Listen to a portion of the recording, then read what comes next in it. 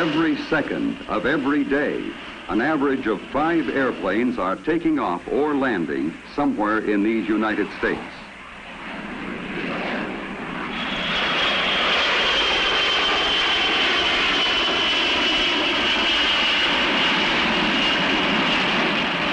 Every day, our airlines fly, on the average, a distance equal to 4 round trips to the moon.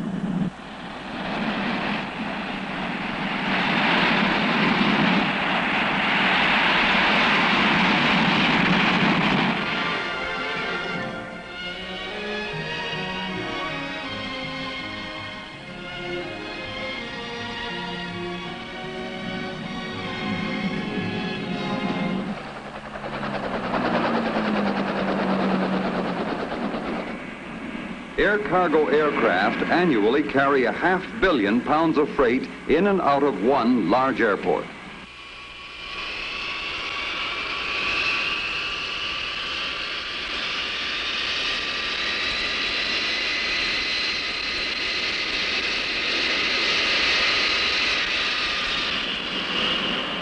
So it all adds up to a lot of activity. As many as 50,000 passengers pass through a major terminal in a day, most of them with luggage. There are going to be continually more passengers. These passengers are going to fly more miles, and they are going to fly them faster.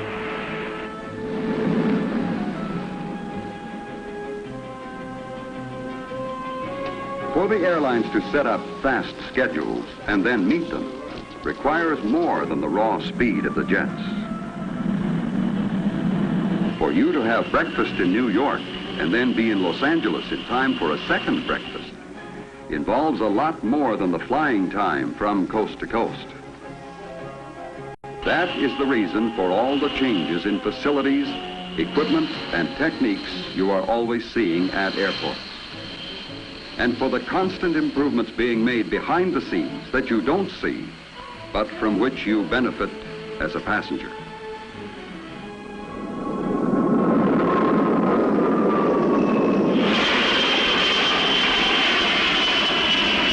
Each flight consists of innumerable, seemingly unrelated items, people, and activities that must be brought together for a temporary but specific purpose.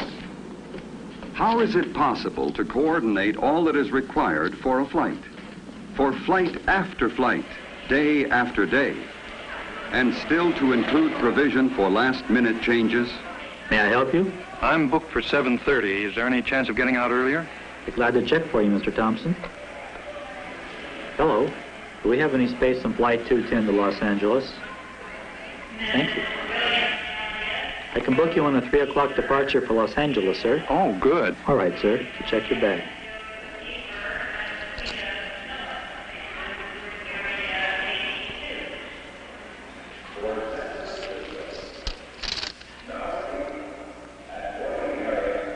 The modern air terminal is designed for passenger convenience, with services available that help make air travel an integral part of the life of a nation on the go.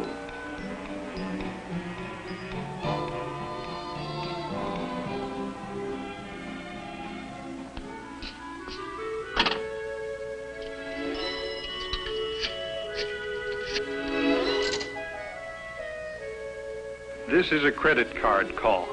Credit card number 232. Hello? Is that you, Daddy? Can we come to the airport? Here's Mommy. Hi. Hi, honey. Well, we finished early, so I'll be home at 5 o'clock instead of 7:30. Flight 210 at 5 o'clock. Your son would like to talk to you. You got something for me? He's gone already. See you at 5. Bye-bye. In this fast-moving world we're living in, the telephone is a part of the immediate, direct, and personal communications required in the jet age.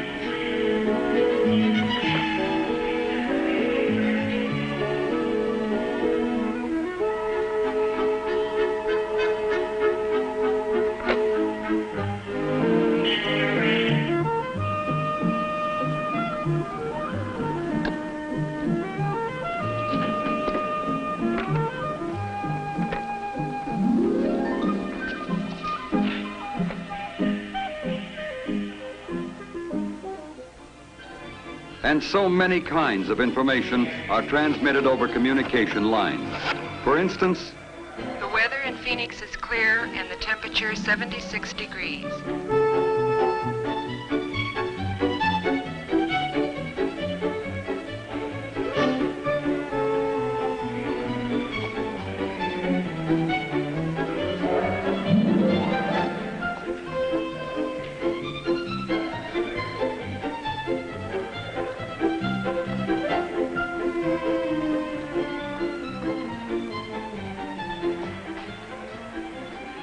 Hello. Good afternoon. Welcome aboard. Thanks very much. You're welcome. Good afternoon. Hello. Hi, Hello you're there. sitting in 2D?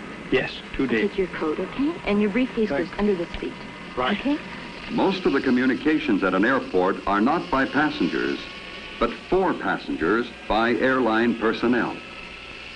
And most of these communications take place behind the scenes. It starts with when you ask about reservations.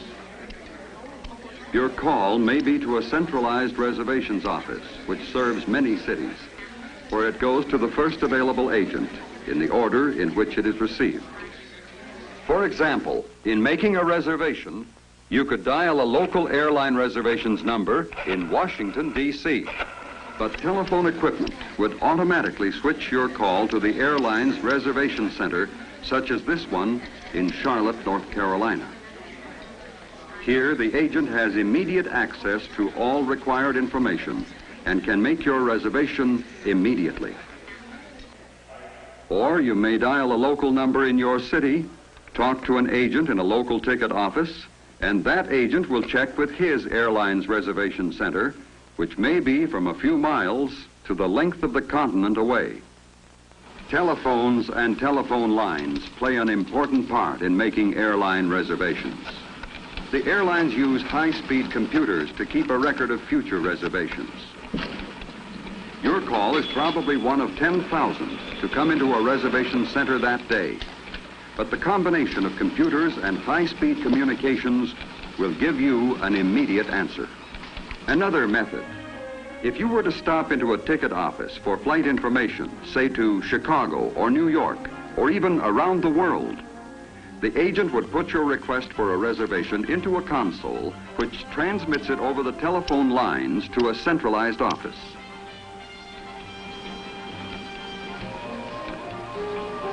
Within a second, the answer comes back. If you book the flight, the agent puts that data into the console for transmission to the reservation center for relay to the computer. Other reservation agents across the country now have this information available. Passengers board the plane only a few minutes before takeoff, but long before this, preparations for the flight are begun. Of course, some problems are bigger than others. Would you send up the seatbelt extension right away, please? Thank you. Preparations center in the airline's dispatch office, which is the funnel toward which all other company operations, equipment scheduling, maintenance, crew scheduling, ground operations, and reservations are directed. Need information to schedule fuel load for Flight 210 to Los Angeles. What's the payload look like? Haven't any passengers booked. We're picking up considerable freight. We'll call you back as soon as we can. Before the flight, the passenger manifest comes in from reservations. Then, immediately after takeoff, the passenger total will be teletyped to all downline airports. The number of meals that are put on board is determined from the manifest. The flight captain has checked with the dispatcher and now looks over the weather reports and charts en route. He's now preparing his flight plan, which will be forwarded by teletype to the Federal Aviation Agency Air Route Traffic Control Center. Direct communications are used for last-minute changes. We'll need 4 extra meals. One of those must be a salt-free diet. No smoking, and please fasten your seatbelt. Oh, thank you. You're welcome. Oh, that's handy. Now we can take off. Yeah, you're all set. All set and on time. Ground control, United 210, taxi clearance, please. Instrument flight plan, over. This is O'Hare Ground Control, cleared to runway 32 left. Taxi by the outer circular taxiway. Hold clear of the active. Contact the tower 118.1 when ready to go. United 210, roger.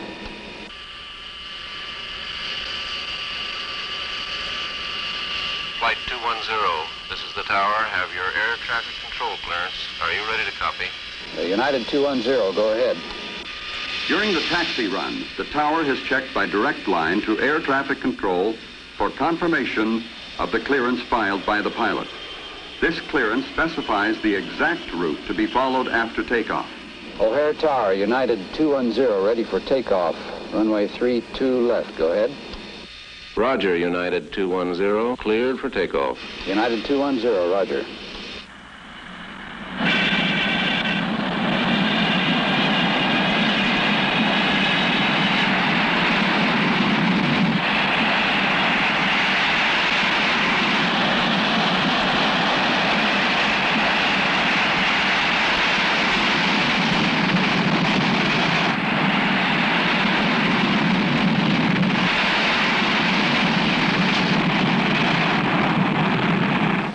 The takeoff is being monitored in the tower by radar departure traffic control of the Federal Aviation Agency. O'Hare Tower, United Flight 210, off the ground at 305. Roger, United 210, radar contact. Traffic at 3 o'clock, 2 miles eastbound. Traffic 10 o'clock southbound, 4 miles. Over. Radar departure traffic control now gives United Flight 210 current position, heading to take, altitude assignment, and reporting instructions.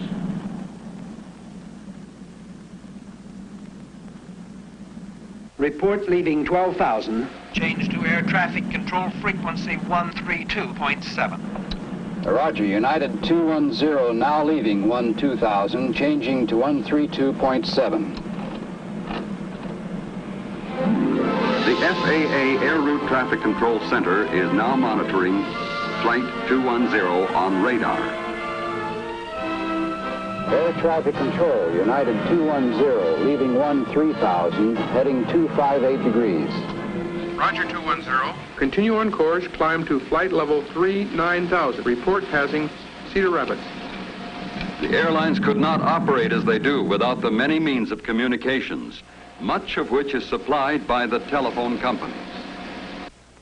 A large airport requires its own communication center to handle the behind-the-scenes activity. This central office is large enough to serve a community of 35,000. Here, it handles a communications mix of teletypewriters, high-speed data lines, radio lines, television, direct lines, and, of course, thousands of regular telephones. This telephone switching equipment provides the instant communications needed by airlines and airports. Direct communications continue while the plane is in flight. Air route traffic control centers continually follow the aircraft on radar scopes throughout its entire flight, passing control from one sector to another. In this way, all traffic is kept under surveillance at all times. Flight 210, contact Denver Center on frequency 133.5 now. Roger, United 210, changing to Denver Center, 133.5. The FAA controller keeps aircraft separated by time, distance, and altitude. In addition to direct and continuous contact with the controller by radio, a pilot receives reports at regular intervals from the Weather Bureau and also can talk directly to pilots of other aircraft in the area. Each flight also maintains voice contact through AirInc, an airlines-owned communications organization, where an operator receives the message by radio and then puts it on a teletype connected with the airline dispatch office.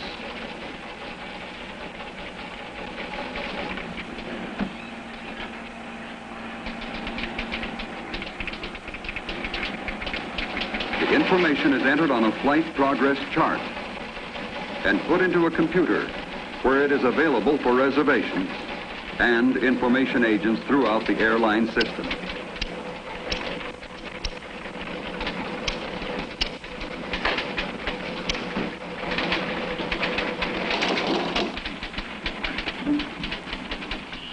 Dick, will you call Los Angeles Dispatch and advise them we will be arriving 20 minutes ahead of schedule? Roger.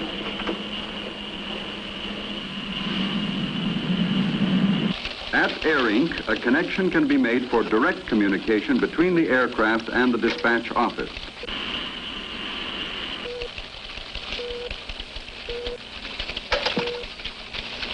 Los Angeles United 210. Advise dispatch we will arrive 20 minutes ahead of schedule. Any change in flight plan would be discussed and then announced to the passengers. This is your captain speaking, ladies and gentlemen. We've been pretty fortunate with the air currents up here today, and we'll be landing Los Angeles 20 minutes ahead of schedule. Thank you. Almost as soon as the passengers find this out, the information is available half a continent away. Flight 210 is reported 20 minutes early. It is now scheduled to arrive at 4:35 p.m. Aviation has come a long way in a few years.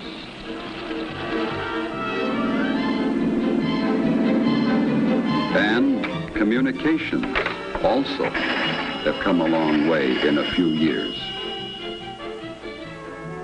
Each has helped the other grow. Many equipments and techniques that are now standard in everyday communications are the result of specific requirements by air travel communications. Air traffic is increasing. Airports keep right on building and adding runways as well as lengthening them. Even now, a jet may hold on the ground in Miami for conditions to clear at its destination in Houston. This is possible because of the speed of the jet and because communications are immediate and direct.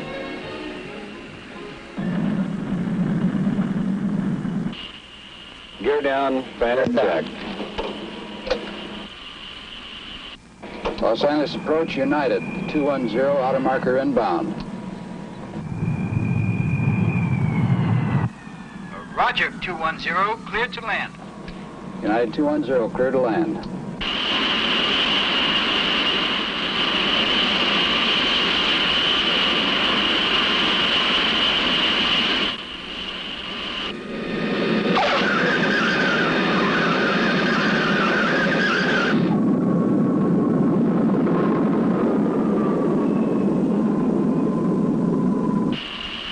Los Angeles Ground Control, United 210. Taxi clearance to the gate, please.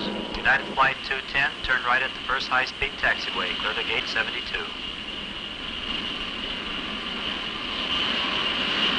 Flight 210 now arriving at gate 72.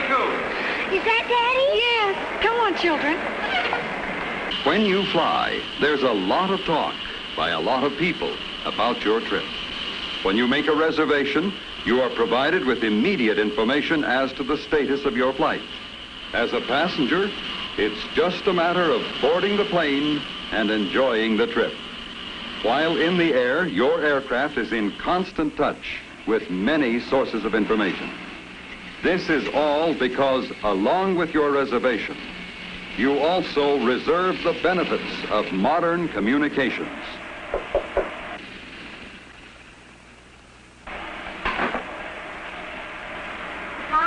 You're real early. We didn't have the usual headwinds today. And I love it. Have a date for dinner tonight. Oh, that's fine for you, but my wife's going to pick me up, and I told her this plane wouldn't be here for, almost 30 minutes yet. She may surprise you. Wouldn't be the first time. Bye now. Bye. Thanks for a great trip. You're welcome, sir. Bye-bye. Goodbye now. Goodbye. That was a wonderful meal. Thank you. Come back again real soon. Thanks for being so nice. Good evening.